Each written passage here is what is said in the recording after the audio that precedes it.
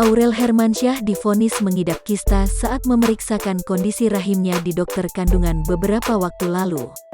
Sebagai ibu kandung, Krisdayanti mengaku sudah mengetahui penyakit Aurel tersebut sejak lama. Hal itu diungkapkan dalam video yang diunggah di kanal YouTube KH Infotainment, Selasa, tanggal 6 April tahun 2021.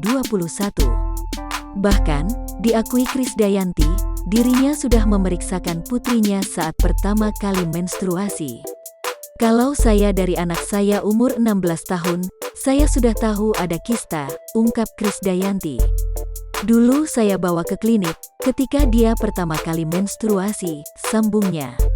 Kendati demikian, mantan istri Anang Hermansyah ini meyakini bahwa kondisi Aurel baik-baik saja. "Tapi sudah diperiksakan, insya Allah baik-baik ya," sambungnya.